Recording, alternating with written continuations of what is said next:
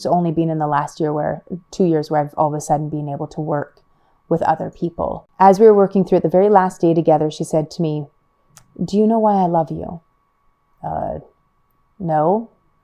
She's like, "Do you think I love you because you're smart?" No.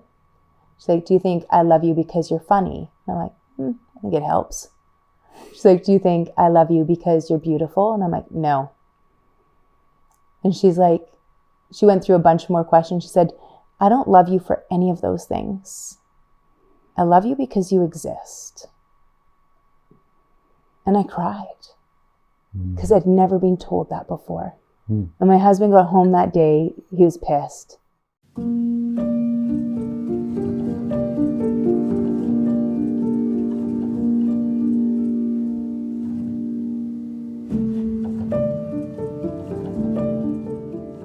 Hello and welcome to another episode of the Blue Hour podcast, where we explore the minds and the worlds of visionary artists and creators. This week's episode is with Dawn Elgin, and it's very interesting. We have had the chance to work together in the past. She does past life regression through Dorothea Cannon's method, the QHHT, and body code. So we've done the two techniques together, and her wisdom is very profound from everything that she has been learning, but also her very traumatic past that we go in depth in this episode to understand. So all the wisdom she's extracted from her traumas and healing, plus the new kind of knowledge she's learning from all these various techniques, has allowed her to heal so many people and open her own center in Courtenay Yoga Center, but also Spiritual Wellness Center. So this is a very interesting episode, and we go in depth into what is unconditional love, how has this impacted her life, to find out the source of love and be more present with her own children. And we go through the loss of her mother also that has impacted this recently. It's a very packed episode and a lot of interesting insights, and yeah, you won't want to miss this one out. And before we jump in, I wanted to mention that the Visionary Rose Grant is now on the website. You can go check out the requirements and all the details of the jury and stuff like that. And we will officially launch it on April 1st. You will be able to go on the website and apply. So go check that out, and let's jump right in. So thank you for receiving me in your beautiful home for this podcast. Yeah, thank you. Yeah, I was excited for this episode because we've worked together now twice. So I've seen like two of the services that you offer with clients at your own clinic. So I'm very excited to pick your brain about all those techniques. And so, yeah, thank you. Thank you so much. I'm excited to be here. Yeah. So maybe if you want to start, I know you've been through like a big emotional change in the recent months. How are you feeling? How are you like in this part of your life? Yeah, so it's been a bit wild. My mom had a sudden fall. She'd been pretty wobbly for a while, and she fell while she was outside, hit her head, and had a brain bleed that she didn't recover from. So 9 days later, she passed away without ever really waking back up. Yeah, it's been pretty interesting going through it all, trying to process.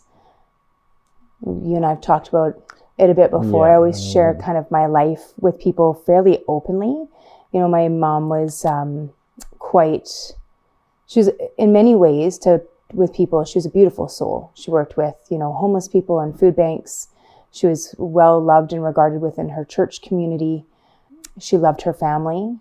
With me, we had a difficult relationship. She, where maybe we look at parenting from different points of view as to what's appropriate and inappropriate ways to be there. So it's been a big transition, but I'm really grateful. The transition's been good, I think, because I've done the work. Just a little hairball.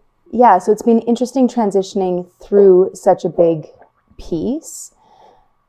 But I'm grateful. I mean, I've been doing a lot of work for the last 12, 13 years. It was maybe 11 years ago that I really realized how dysfunctional my childhood was Yeah. with my mom.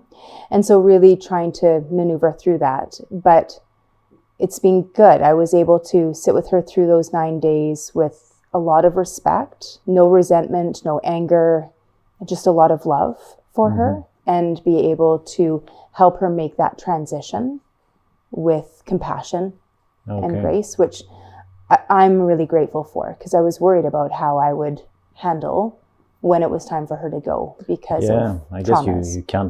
you can't anticipate this. I feel like it's a big part of our identity. Even in Vedic astrology, the moon is connected with the mother. So if you look at someone's moon, it represents their mind and their inner space. And often that's very connected to how the mother raised you, the connection you have with, and all of the different factors.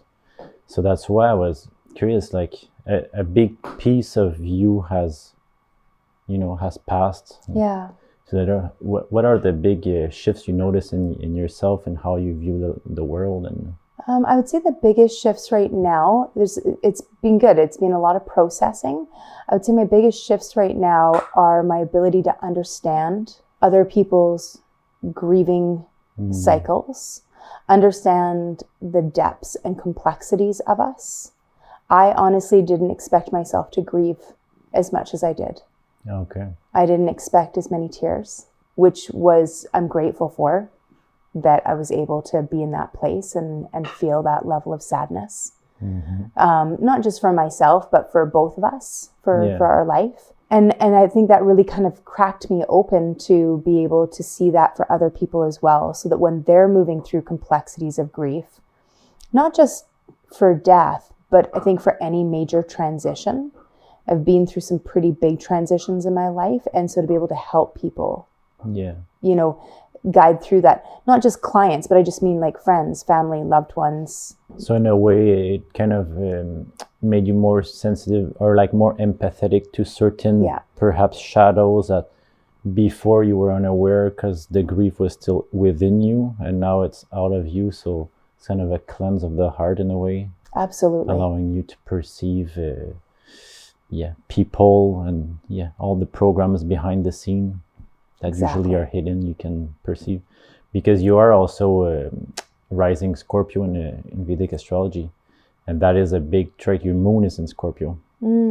So this, I mean, it would reflect in your life and your childhood because it's a lot of sudden changes, but Scorpio also has the ability to pierce mysteries and see what's going on just by looking at people's soul through their eyes. Yeah.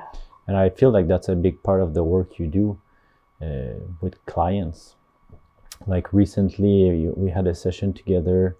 It's called QSST, is that what it is? QHHT. QHHT. Yeah, Quantum Healing Hypnosis Technique. Yeah, it's so fascinating. Do you want to give the audience like just an overview of where it comes from and what it's used for today?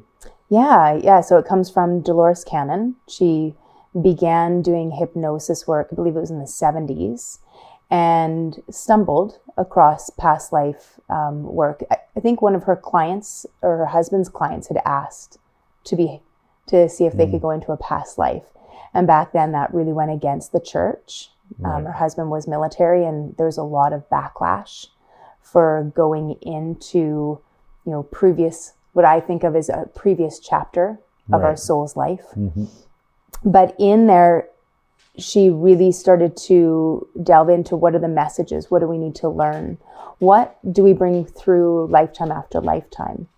And when I did stumble across her work, because I was fascinated by past life hypnosis work, past life regression work by some other people, Dr. Weiss, and how they had noticed where if somebody re-went through their death, often a phobia in this lifetime was linked to a death in a past lifetime. Okay. Yeah. And so then that made me fascinated, because my quest for the last 7, almost 8 years has been, why do some people spontaneously heal and other people don't?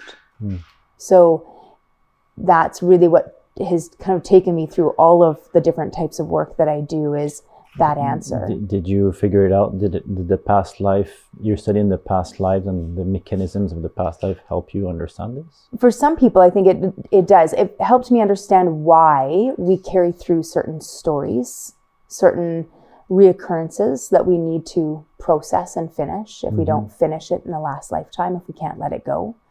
Okay. So when I watch the patterns of people, and that's really, if I were to think of like what I do, a lot of what I do is to watch the patterns that unfold for people so that they can understand what it is that their body, their soul is trying to tell them, to try to bring that wisdom back forward and help them understand so that they can continue on the journey. Yeah, to help people be more aware of those patterns, because often if you live in a past life, I feel like the world we kind of incarnate in this, current cycle is very indoctrinated from childhood. Yeah. So we're supposed to awaken in this lifetime and then eventually start remembering, who we are really. Yes. You start from childhood, from forgetting everything, and then you remember. But I feel like people stay asleep most of their lives, therefore repeating this cycle that they came here to, the karma they came here to pay off. They keep Absolutely. repeating it. So your work is very valuable in this way, and the erotic canon as well, so that you bring this, pot of gold to people. Look, that's it, because that's in Vedic astrology. It's interesting. We see all the planets are karmas, so you can see exactly like which aspect of the self needs to do what.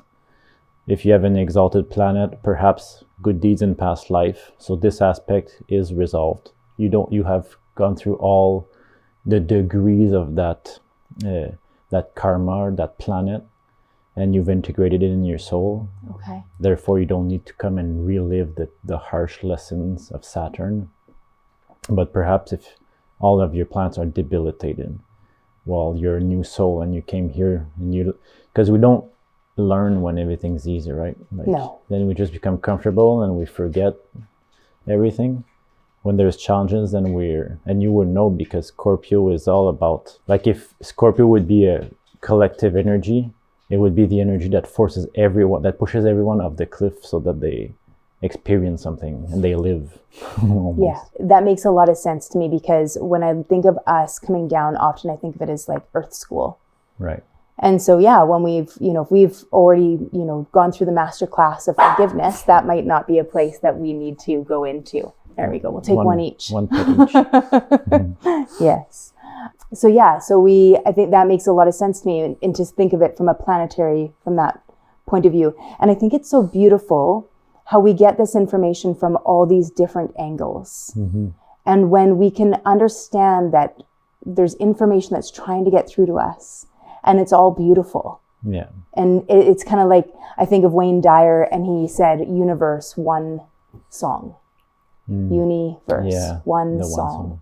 And it always, when I began my spiritual awakening, the deeper awakenings, which happened after I had a brain injury 7 years ago, I all of a sudden had the dark nights began, and I would have these downloads, and all these things started to happen. I was kind of freaked out, a little worried my husband was going to think I was going crazy. He handled it pretty good, but how that was going to look. And in there, I kept being shown, go study Course in Miracles, go study Buddhism, go study the Tao, go study. And so I just kept studying and studying and studying, trying to figure out, well, what is my truth? What is my truth? And what do you want me to see?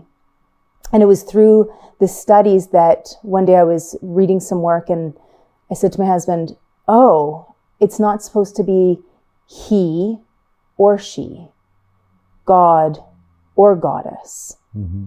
It's he and she, God and goddess. It's the harmonization of the divine feminine, and it's the harmony that we need to come back into. Not so much balance, but harmony. Yeah. And within harmony, there's always a sway, there's movement, which is beautiful. Mm. And when we think of it from that point of view, we can stop fighting over the names. We can stop fighting over, how the information comes through for each of us, the language that we're speaking, and focus on the beauty that we're each singing the same song in a different language. Mm-hmm. Maybe we're at different parts. And from there, we can come back into unity. We can come to unity consciousness again. Mm. Yeah, that's beautiful. It is true. In my own also research, that's kind of something I've stumbled upon recently, and I've started to understand better that like there is kind of a cosmic dream, and we are all within our isolated minds, which are not isolated, but because of our ego, we kind of contain them in our soul. We are just experiencing a perspective of the dream. And the only way to experience it objectively is to balance the subjective as well, the feminine. So once you balance both aspects of your perspective, then you can live the dream that you came here to live in a more authentic way, that will, like a little wheel and like a clock, will work in harmony with all the other wheels in the clock. Yeah. And make time work perfectly, and everything is going to move in a harmonious way. But this balance, because of the polarity of gender, God, goddess, and all of these polarities, basically divides everything. Yeah. And when you divide, then it comes like comparing. And when you start comparing, it just creates war, it creates division. And then you cannot actually do the work you came here to do. Right. Which is supposed to be supportive to everyone around you as well as you. Yeah. Yeah. What was going on in your life when you started to explore that and you had this kind of realization? Well, I mean, right before was in 2 car accidents. So I'd had a concurrent concussion. I'd been put on disability. And then I was put on long-term disability, which I didn't handle very well. The very idea of my brain being broken was outside of my acceptance levels. So I had to lose all of my identities. I had to lose the identity of Supermom, and I had to lose the identity of Wonder Wife, and I had to lose the identity of the Lighting Goddess, which was my nickname, and I had to let everything go. So all of a sudden I went from being all these things that were very well praised. My ego was very, very well fed in my life. And in that feeding, the releasing of it was terrifying. So as I moved through those pieces and moved through them with the medical system, I was lucky I had really good doctors and support team, and they got me into meditation. Okay. And then what I thought meditation was woo-woo. Yeah. I just wanted them to fix the brain. And so that was a no-go. So I started getting more into meditation, more into yoga. And one morning, the accidents happened in October. It was just a few days before my birthday in August that all of a sudden I woke up and I looked at my husband. I'm like, oh, I'm supposed to start the Course in Miracles. What is that exactly, the Course in Miracles? So the Course in Miracles was a channeled book. It was channeled by, I think they were both scientists in California, if my memory is correct. And they channeled the Course in Miracles. And the Course in Miracles is pretty much a deciphering of the Bible. And so they wrote this book that they channeled through, both of them, as I believe they were both atheists. So it was quite an experience for both of them. And so it's called The Course in Miracles. It's a big book.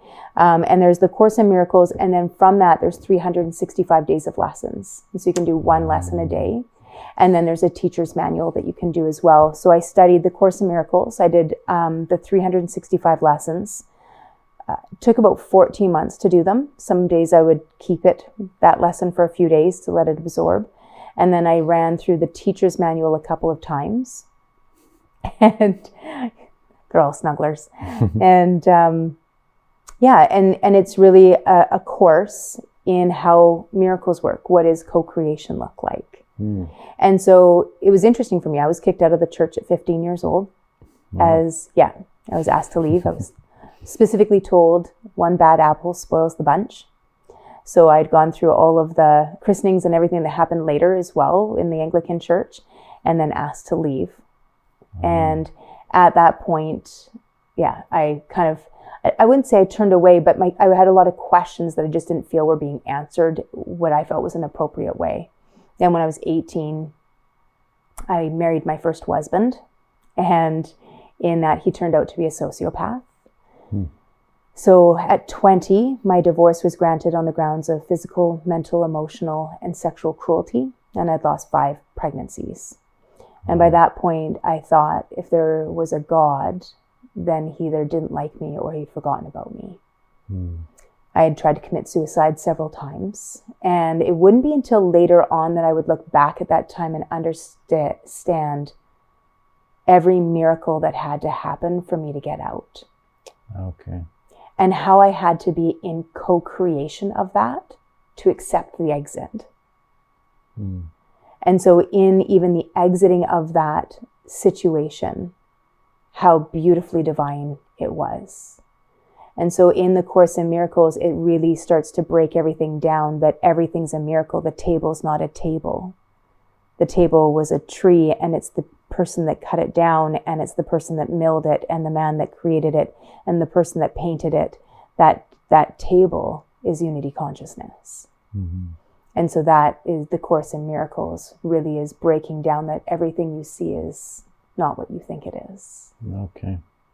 And I guess it's the best way to learn when it's reinforced daily. You know? Yeah. It's a very good way to approach it. For me, that's how I usually do things, not as kind of, it's not like a big chapter, but let's say I want to work on something, I would just state it as a reminder in my phone and repeat it every morning as I wake up until I see the fruits of it.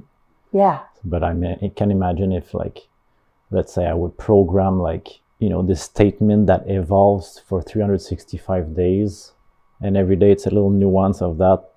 And so after a year, you would get a whole range of insights from every angle. Absolutely. Yeah, it's beautiful. And Marianne Williamson had written a book that became quite world renowned. And so did Gabby Bernstein, wrote some books on the Course in Miracle, Wayne Dyer, Louise Hay. But Marianne Williamson wrote one, A Return to Love. Okay. And that book was all about the Course in Miracles and how it brings us back to love. And that God, source, spirit, universe, whatever we want to call it, it's really a return to love. Not what we've done to source and spirit, which is cultivate separation. We go back to universe, one song. Oh, yeah, totally. Yeah. Come back to the QHHT. I have questions about that. Yeah, absolutely. I myself had been studying or started to study her work. Okay. Because I was very interested in, she's feels like a very old soul that had this natural gift that developed into a course because people wanted more of it. Yeah. But I think you just finished your course. Yeah. I finished level 1 and just finishing. I think I've got one more of the practicums to do, and a few things to do for finishing level 2. There's 3 levels altogether of it that you can take. Okay. Yeah. What are the key takeaways that you got from studying that? If it's about the evolution of souls or something that has had a big impact in your life from knowing this, from this whole study you've done. Yeah. So the big takeaway for me on QHHT and why I wanted to do the training in it is one of the first part that you do with it is you take somebody through, you bring them into theta state. And so it's guided imagery, and then they start to see things and they verbalize it. You tell the person guiding what you're seeing. Yeah. And it is guiding through so that you can help them decipher afterwards what's going on. But the messages are all for the person that's going through the experience. So the first thing we do is we go through a past life. It might actually be in this lifetime and just earlier. So it might be in this earlier lifetime that you would have had important messages that you missed, that you weren't reading right. And so it can go either way. And then after you can do 1-2 lives. And then after that, you actually ask to speak to the person's superconsciousness, to their soul. And it's within that when you awaken and can bring that forward, so the person, you're recording it so the person can hear their own voice. The recording's for the person to listen to again afterwards and hear it in their own words, hear their soul speak. And in that conversation, you can request healing And that healing can be mental, emotional, or physical. And so when I was studying her work, like listening to her books, she was having some pretty miraculous experiences. People who had regrown cartilage, which in Western medicine is impossible. Through those sessions? Yeah. Oh. During a session. And the one lady that went through that, she had a double knee replacement booked. And they had done a scan of her knee and her leg just before she did the QHHT session. They had to go in and remove some screws that she had in her leg first. So they had to do 2 separate surgeries. They went in and took the screws out, then re-scanned the leg again before doing the knee replacement. And the knee replacement was no longer needed. There was cartilage there. Wow. And because of the screws, they knew for sure it was the same leg. There was no mistaking what had happened. She had had some experiences of people having scoliosis, so the spine, and them straightening. And there's no physical touch, like Reiki or anything. It's really just the pattern or the mind of the person that gives orders to the body to regenerate this, regenerate that. Exactly. And if you think about it, one of the things over the last 7 years that I came to realize is we all grow from one cell. That cell duplicates and duplicates and duplicates until it splits, becomes a placenta and a fetus, continues to duplicate until you become an infant. And then even in this toxic world, we continue to grow. For 24 to 28 years, it takes before our prefrontal cortex is fully developed. So if all that wisdom, never once when you were in utero did your mom think, I'm going to grow an arm today. Yeah. That wisdom was in you. So we just need to access the wisdom again to heal. What stops us from accessing the wisdom is fear. Fear is the illusion of separation. So is that why it works? Because under this state of hypnosis, the fear is not there. Like the program of fear that the people generate is off. Yeah, there's at least space made. Oh yeah. So we can still we'll have people where they'll, have a hard time letting the soul speak. And so my job as the guide may be to talk to the person and ask them to step aside. It's like there's the ego and there's the soul. And I'm asking soul to come forward for a change, ego to give up the mic and step back for a moment. And that can be difficult. That can be scary in itself. Right. So fear can still sit there, but it kind of sits off to the side. We're not asking for it to leave. We're just asking for it to listen for a little bit. And they can have its mic back. And so it's going to be okay. And so we're giving that space and availability for the person to be able to understand what they're capable of. Understand how powerful the self really is. And then re-access that lives within them at all moments, at every day. Oh, wow. Yeah, that's beautiful.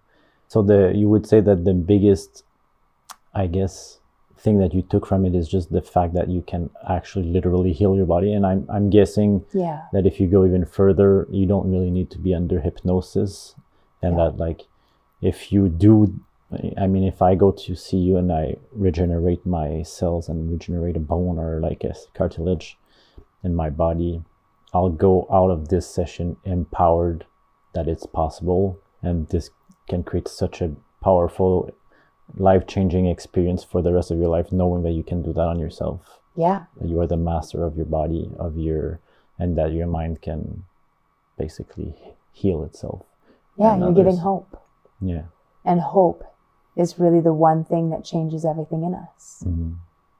Is that something that you've experienced in your life, like the big contrast from lack of hope to like having a miracle, like the car crash or something that kind of changes your life suddenly?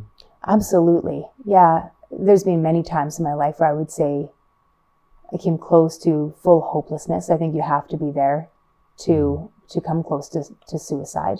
Yeah. Hopelessness, even when we see it within depression, a lot of times, depression is a feeling of hopelessness. How can this change for us? And for myself, when I began that quest, it changed everything. There's always a moment of hope. Studying Joe Dispenza's work, that was the first person that was given to me after the brain injury. A friend of mine, very against Western medicine, and she said, whatever you do, don't listen to the doctors. read Joe Dispenza, Bruce Lipton, and the Heart Math Institute. My husband and I are like, okay. So we downloaded some audiobooks. We were in Tofino. And we started listening to a book on the Heart Math Institute. I at home started Breaking the Habit of Being Yourself. It's just behind me. And Biology of Belief by Bruce Lipton. And that was the beginning of really changing my life. To understand in Biology of Belief that cells, I mean, back in the 80s, they were studying identical cells. And one cell was in a laboratory where they were fighting and there was a lot of negativity, and the cell became dis-ease. And the other cell was in a laboratory where everybody was getting along, classical music, everything was peaceful, and that cell stayed at ease. And that's a big deal, because that says environmentally we can change how our genes are expressing themselves, being turned off or on, going into a state of ease or dis-ease. And so once you understand that, for a cell to be in dis-ease, if it wasn't born that way, it means it can also go back to a state of being at ease. And we see that in cancer, where now we see oncologists saying if you are living in and working in a state of negative environment and they do treatment for you, if you remain in that place of negative environment, the chances of the cancer coming back are much higher. Yeah, so that, like, those pieces really helped me have hope, because my brain wasn't like that when I was born. Okay. So if you had to translate this into an advice for someone that's listening that has been going through or is going through something that feels like I don't know, a lot of weight on top of you, and there's no way to let it go. Yeah. What would you say to them? I think the first thing to realize is, as big and broad as the statement is you are not your body.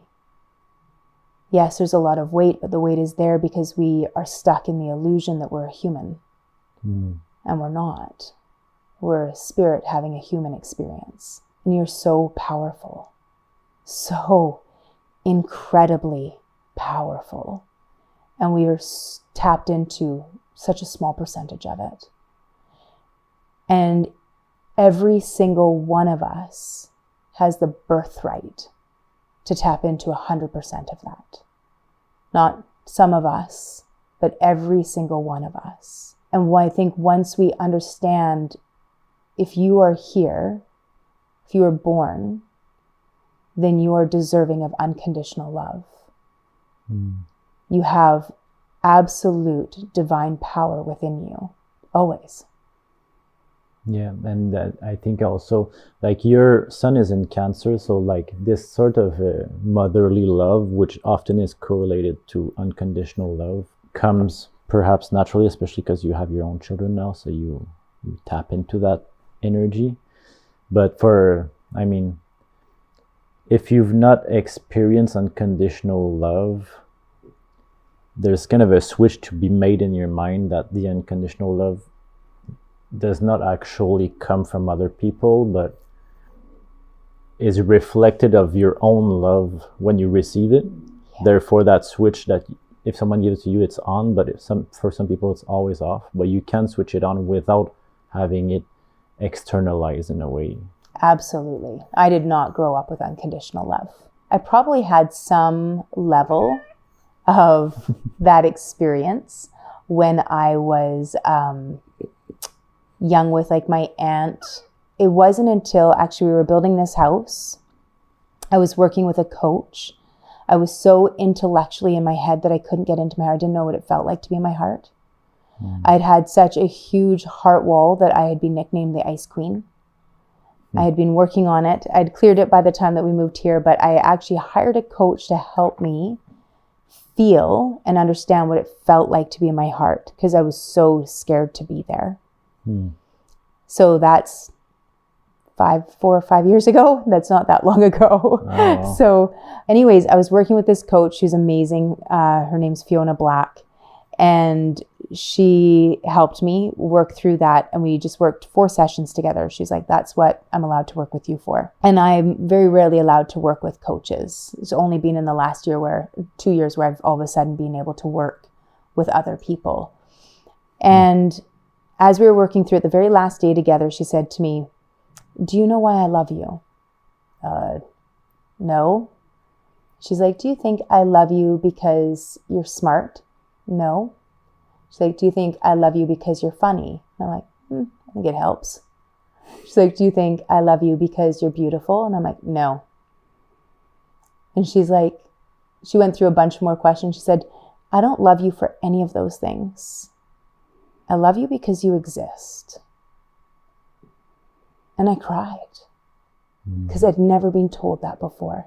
And my husband got home that day. He was pissed because he'd never thought to tell me. And I experienced unconditional love from him and knew what it was through him. But at that moment, I realized I'd never told my children that. So the first thing I did was called my son. And, I have 2 children. I have a biological son and my stepson, both that I love dearly, and called my youngest. And I just said, I think I've messed up. I think you think that I love you based on your outcomes. And I don't. Your outcomes are about you and what you want to do in this world. I love you because you exist. And that was the beginning of me really starting to understand the power just to say that to somebody. Yeah. It's like the power of seeing the person fully, because every time there's always this emotional kind of angle, or when you say to someone, I love them, you love them. But to say that in this way is also seeing, like, I see all of you. Like, I strip away all the personality, all of the ego, all of the things, and I see just these photons that are vibrating in your body. Yeah. And that's beautiful. And that's what I'm made of. And I see myself in everything. Therefore, I see you, like, fully, and you are me. You are another version, another way of being me, basically. Yeah.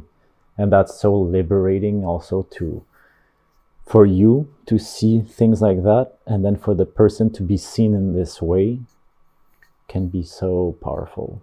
And I think that is what they call, like, spiritual liberation, is when you can arrive to a state where every moment of your existence, you perceive life in this way.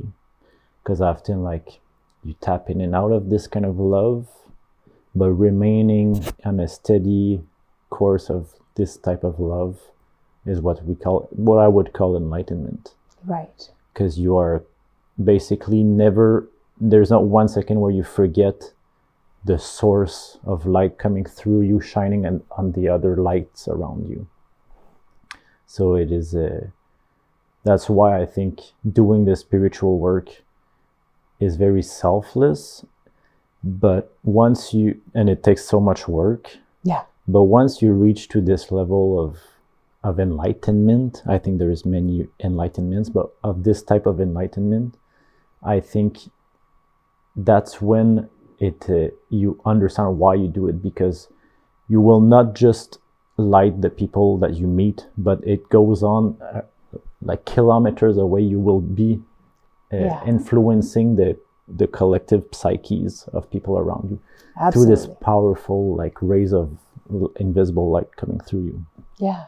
So it is kind of an ideal, right? Like, it's also important to discuss it and talk about it and show real life examples of the impact it had. Like for Absolutely. You with your children, did you see a change after that? Yeah, it was after that. My youngest especially didn't want to ever. Ellis always has wanted children and have family. He's definitely a family guy. Mm-hmm. My youngest was very much, the world's too messed up to bring kids into it. I'm not going to do it. Okay. Same with his girlfriend. They've been together a long time, and they started to open to the idea of having children. And instead, the question that started coming when they'd come visit was, how do we not mess them up? How do we bring kids in this world and not mess them up? And so I started to see this shift. They're more open to their own healing work, less self-critical behavior, less blaming onto the outer world, more willingness to be softer in judgment, in criticism. Yeah, there was more of a greater amount of empathy and compassion within the world. You know, the answer to them, they said, you know, how do we not mess them up? And I said, oh, it's very simple, actually. Do your healing work. Yeah. Do your healing work. My mom hurt me because she hurt. And we know that because she hurt. Yeah. Only hurt people. They're spewing, they're projecting into the world what they feel, what they experience, what they believe within themselves. Yeah. And so that's why when she passed, I could feel so much empathy for her. And I could feel so much compassion and sadness that didn't get completed for her. That she had to suffer like that. Yeah. And that broke my heart a little for her. And the understanding that healed people, it's not that healed people heal people, it's that healed people or healing people inspire others to heal. Yeah. Right? People ask me all the time, how do I help my husband? How do I get him to do this? Do it. You do it. Inspire him. Yeah. Inspire the world. Don't tell them. And the correlation in astrology, like your sun is your soul, is like if every other planet that rotates around it would be harmonized, you would just be a pure source of light.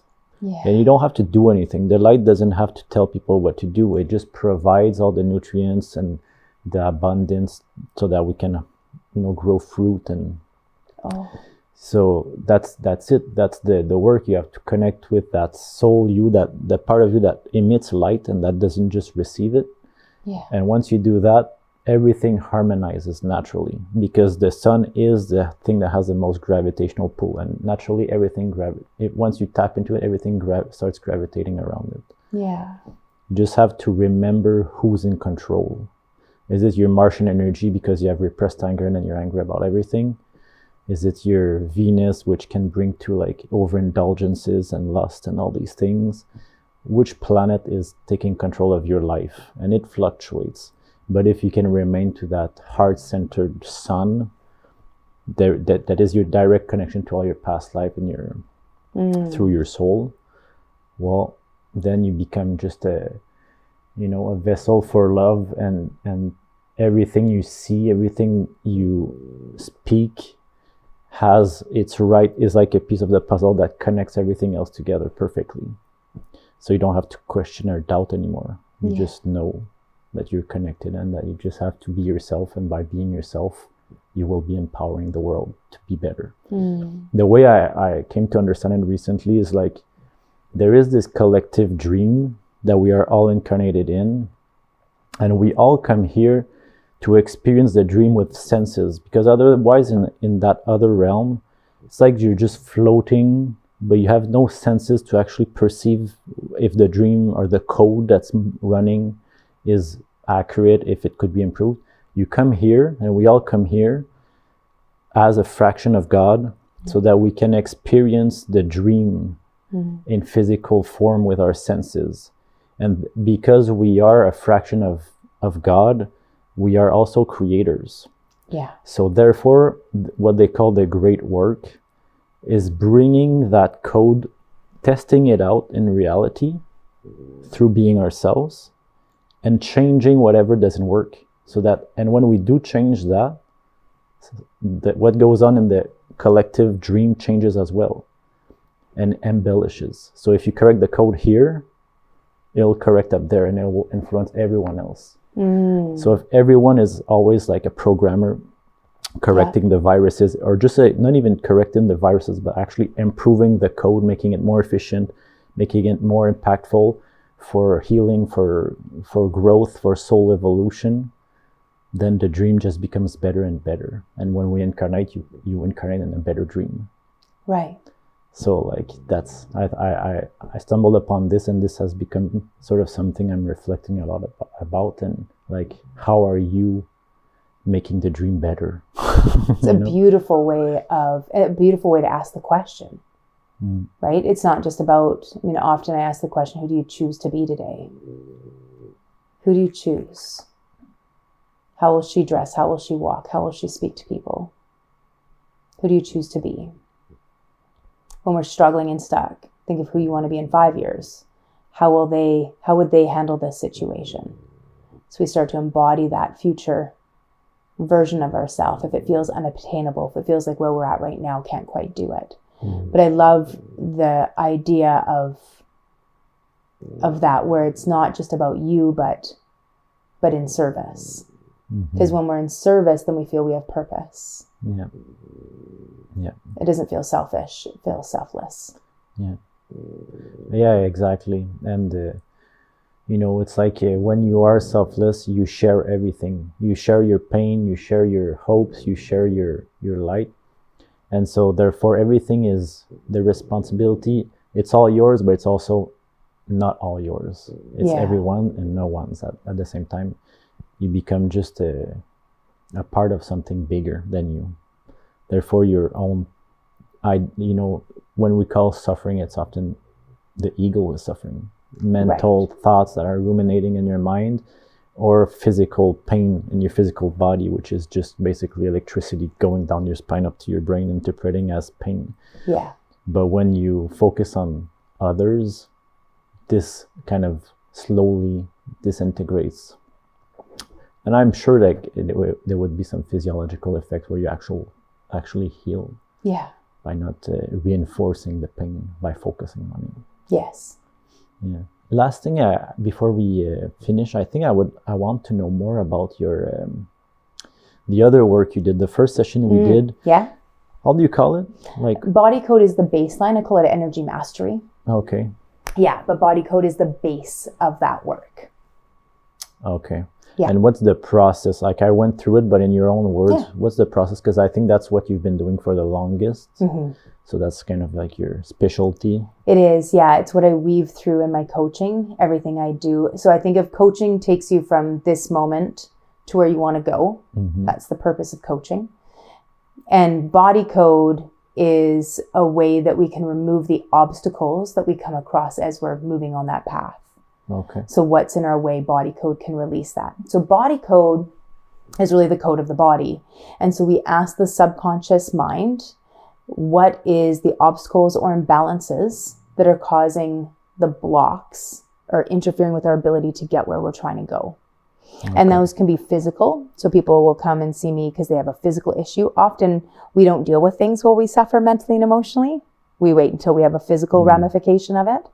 And so in the collapsing of that form, so if we think of downward causation, we have at the very top bliss consciousness, unity consciousness, God, and then God chooses to expand and particulate, and we get individualization, and so we each being an aspect of God, and that is in supramental consciousness. And in there's also the archetypes, aspects of personality, the jock, the artist, the mother.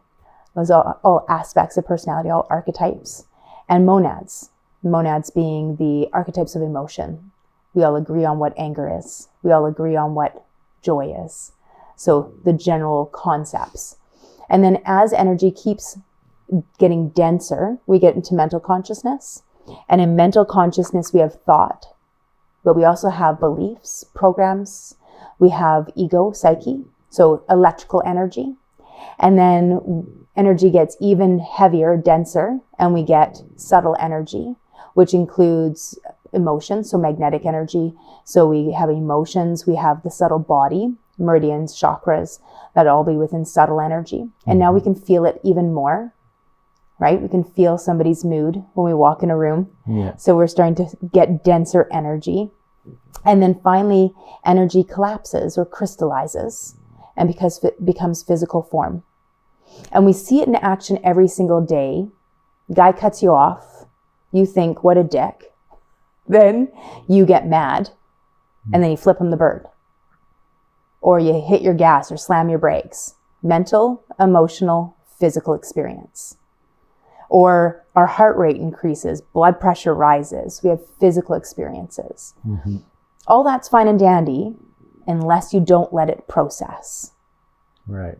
So you ruminate on that and it affects your day. And instead of an emotion, you get a mood. And if you keep going on this too long, it'll start becoming an aspect of your personality.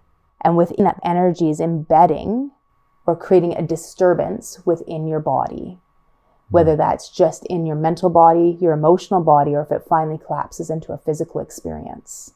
Which would be like, can be an ulcer, and exactly. All of those diseases that get stored in the body. Absolutely. Yeah. So we're moving into psychosomatics. And so how this all works. And what's very cool is even within Western medicine, within psychiatry, all of them are finally in agreement. Yes, psychosomatics is a thing. So there's not just what's physically going on and that's separate from the mind. Yeah. We must look at the impact together.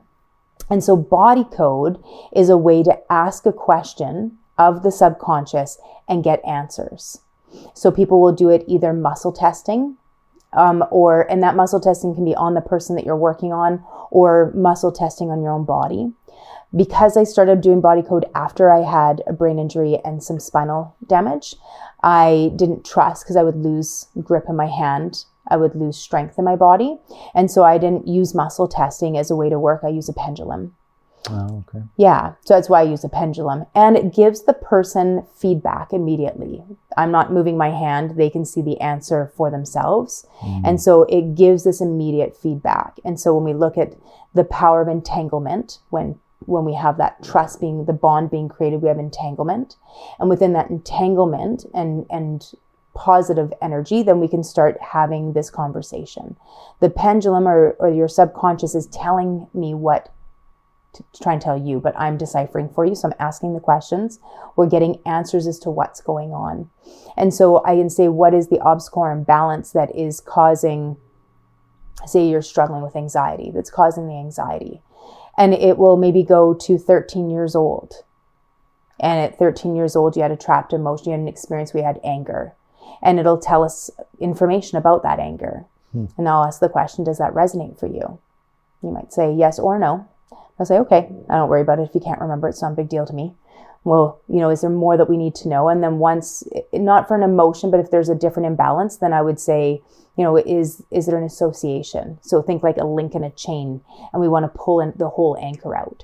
And so we'll start finding what is the base imbalances that are causing this. And then we remove them. So in traditional body code, you would remove them using magnets.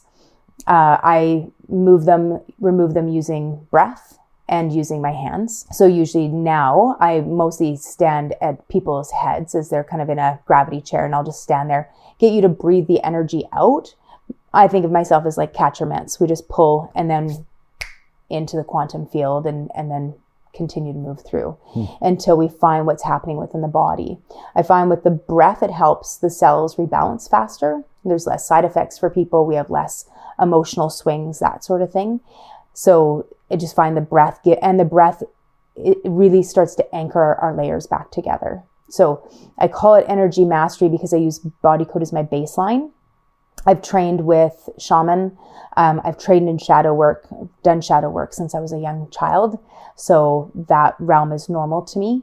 So yeah, we use all sorts of imbalances to figure out what's causing whatever's wrong, whatever you're struggling with. And so we can move on. I can testify, like I did a session with you, and it did feel like, for me, what it did, there was something that was, taken from me, like some shadow.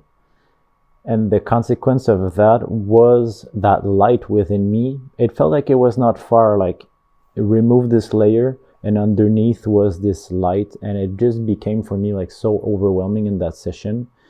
Because if you have some limiting beliefs and all of a sudden you are flooded with this beautiful radiant light going through you, the contrast is so big because you're like, whoa, it's passing through me. Like, my ego is like, whoa, how am I worthy of all of this? And this contrast made me burst into tears because I was like, this is so beautiful. Yeah. Like, and just acknowledging that I'm always that, but I'm blocking it. Yeah. made me sad. So like in that session, there was so much that was released, and still like it is this push and pull of that program. Sometimes I have this very expansive feeling of love for humanity, like that makes me emotional. And other times I forget about it, and then I guess the subconscious program continues run its course. And in that moment, there was just such a powerful reminder of that even like thinking about it right now makes me kind of emotional, because it was, yeah, it's a beautiful state. So it is. It is. The work you do is very, very powerful in this way. And I have other people I know that have gone with your sessions and have had very powerful results as well. Yeah, thank you. You know, I love how you worded that, because the way that I perceive it is, I can't remember who said it, but they said, you know, it's like our light within us is like the sun. It's always shining. It's shining right now. We just can't see it. Yeah. Right? And whether it's body code or any energy work, we're trying to move the clouds out of the way. Mm-hmm. So the visual I was given when I was downloading and doing this work, the visual I was given was that you're looking out that window at the world. And if the window is clean and clear, you can see everything clearly. But every fingerprint, every nose print, every bit of smog and dirt and salt off the ocean, they all create distortion. And it's harder for us to see the world as it really is. And so that's what our wounds are like. Yeah. And we can't see ourselves for what we are, as well as we can't see others for what they are. And the more that you can see you, the more you can reflect that. The light in you sees the light in everyone around you. Yeah, definitely. And that's why like it's valuable. Like anyone could do the work you're doing by themselves, but no one has the patience and the time, you know, most people in their daily life to like spend like, I don't know, a month contemplating on the things. And, you know, because the tool of having someone help you reflect, you know, you could journal, read your words and reflect it back, and you could do the process, but this is just kind of accelerating the mirror and reflecting exactly where it needs the right angle. So you see specific thing that needs to be removed. Yeah. So in that way, like, it is so valuable. Yeah. And you're right. Like, it's really hard to do the work on yourself. I mean, I practiced on myself in the beginning. It's hard to make the time to do it on yourself. That's the thing, right? Like, yeah.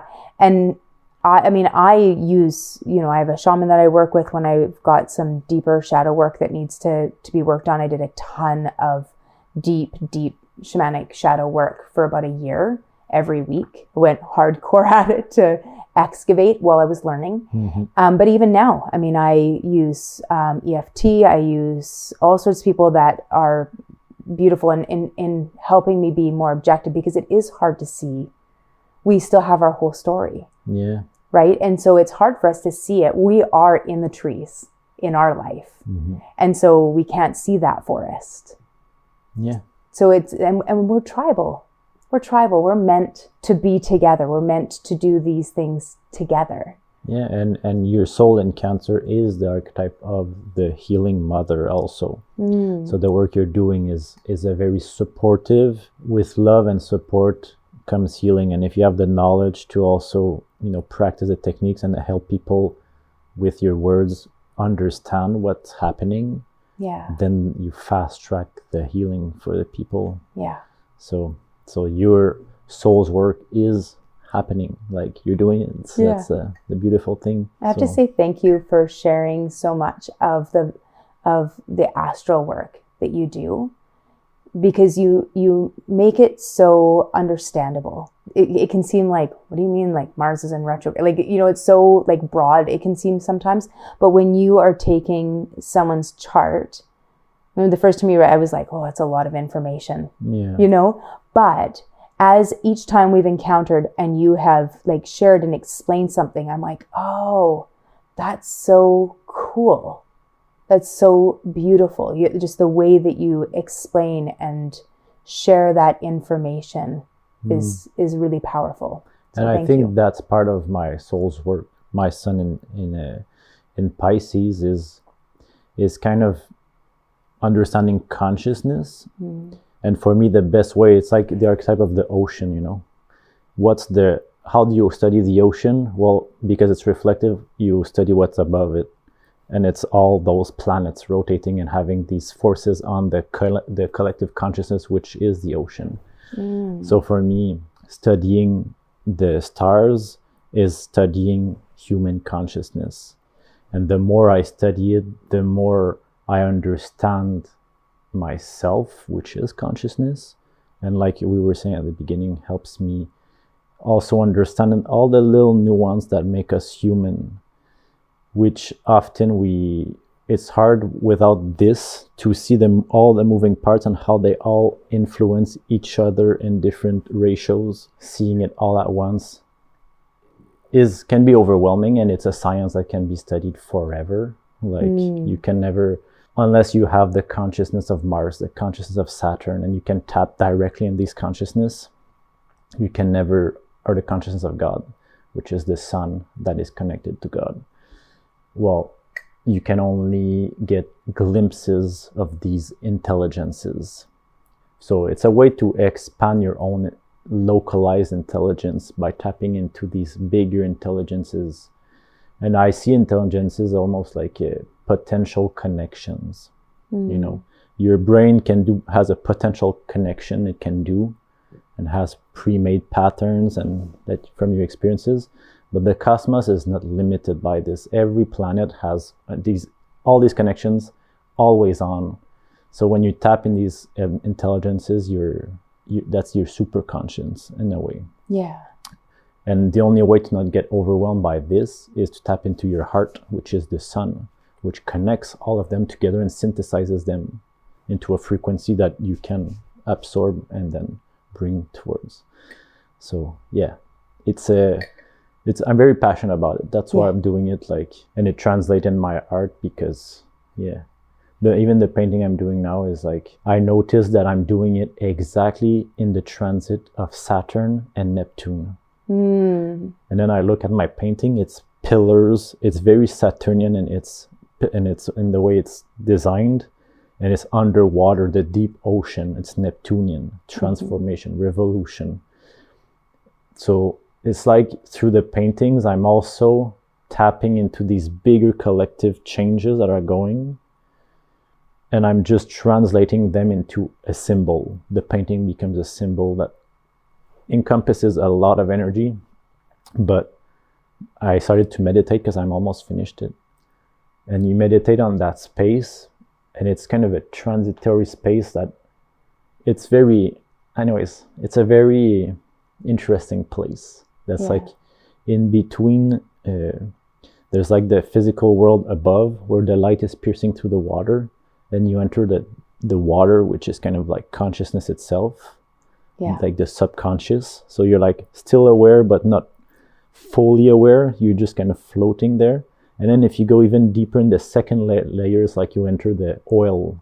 Or no, the oil would be on top, but you go into the even deeper, and then it's the Neptunian. It's a part of our psyche that's very, very ancient, and that is connecting us to almost the origin of our soul. I'm learning a lot as I'm doing them and as I'm contemplating on them as well. Yeah. So it's a very exciting journey as well that my soul is on. And maybe to close, is there a question you wished I had asked you, or something that you have on your heart that you'd like to share before we finish the podcast? A question I wish you'd asked me. No. So that's it. I mean, we can also, if you have some events or stuff that's coming in the future, you can tell. Yeah. I mean, we've got some events coming up. I do a lot of work on boundaries, a lot of work right now with people on their values, using the values as an entry point to getting to know their soul and reestablish a relationship with their intuition again. Most of my work is in sovereignty, to be self-governing, to be governed by the self versus the outer world. So we have some group programs coming up in Empowered Boundaries, some group programs coming up for Aligned Empowerment, which is more about the sovereignty work. And then I do one-on-one work with people as well, one-on-one, kind of a hybrid of one-on-one and group. I think it's important that we have community. I didn't realize that for a long time. I was a very solitary practitioner, but now I've experienced the power of the group work as well. So I think it's important for us to have a hybrid of that. So I have those things going on. But all of those you can see on my website, practicalspiritualismco.com. Perfect. Or my social medias. We'll link that well. in the video and in the link. And your Instagram also, you will be posting these things, I'm sure. Yes, yeah. I definitely post a lot on Instagram and YouTube. I do videos twice a week. So what's your YouTube channel? Practical Spiritualism. And the same with Instagram? Yes. Okay. Yeah. Yeah, and same with Facebook even. And then we have a private Facebook community called the Awakening Circle, which anybody can join us. It's private just because I want us to be able to have these kinds of deep conversations. Mm-hmm. Both of us have grown up in environments where these kind of conversations would not have been accepted in some family circles. And so I wanted to cultivate a community where people could ask these sorts of questions without fear of retribution. Okay. A safe space for spiritual talk. Exactly. And to learn and not feel silly or stupid. Because a lot of times I know for myself, as I was learning, I was intimidated to ask people. It is intimidating. Like if you're just starting this journey. Yeah.